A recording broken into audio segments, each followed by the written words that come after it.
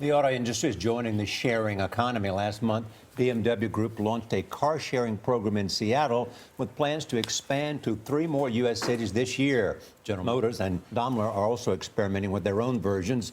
These moves are creating new questions for the industry and drivers.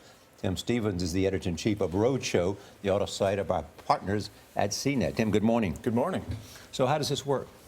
The basic idea is you need a car for a couple of hours. So you take out your smartphone, you load up the app, and it'll tell you where there are cars available near you. You walk up to the car, the phone unlocks the car for you, and you drive away. Whenever you're done with the car, it'll tell you where you can park the car, and you walk away, and you're good to go. Like bicycles. A little bit, yeah, but four-wheel this time. The interesting thing is BMW is actually going to allow many owners in these cities to add their cars to the program. So let's say you're going away for the weekend, or you know that you're working between 9 and 5.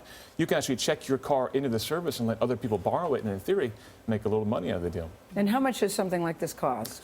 Well, we're looking at about 50 cents per minute for BMW service, and there are caps at 3 hours and 5 hours, and all the way up to a full day is about $110. But really, the idea is you're going to be using these cars for short periods of time, maybe a couple of hours at the max. What do you make of the fact that it's a luxury car maker like BMW that's offering this service? It's definitely a very interesting move, but really what we're seeing is a lot of these manufacturers trying to get ahead of the game. There's this idea that there is a new economy coming forward for the automotive industry, where people instead of buying cars are going to be sharing cars and using cars only when they need them.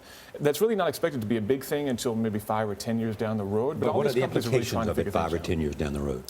There are definitely a lot of implications, obviously. One being a lack of congestion or reduction in congestion, particularly in parking, because you know your average car sits still for 95% of the time. It's sitting in parking garages. It's costing you money.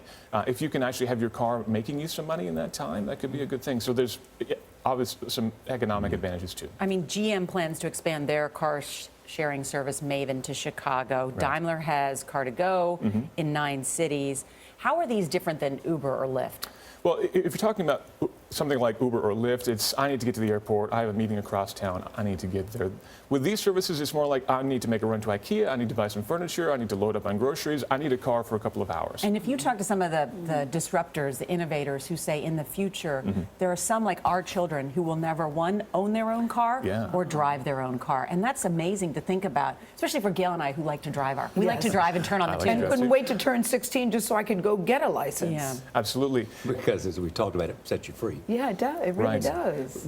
But the idea is, as we go forward with these autonomous cars, you know, if your car is just sitting there in a parking garage all night long costing you money, your car could be out shuttling people around and charging them money, which goes back into your bank account in theory. And again, we talk about cars sitting idle most of the time, so it could be a money maker. Who was the genius that first thought of the sharing economy? It's hard to know, you know, because there are a lot of different aspects about it. I think the Zipcar is probably the most well-known in this area, but certainly as these manufacturers are getting involved, it's definitely opening things wide up. Even Nissan's getting involved now. They have a program on college campuses, which is really interesting. So if you send your kid off to school and they don't have a car, they can borrow a car through Nissan and have it right on campus. Thank you, Tim, very much.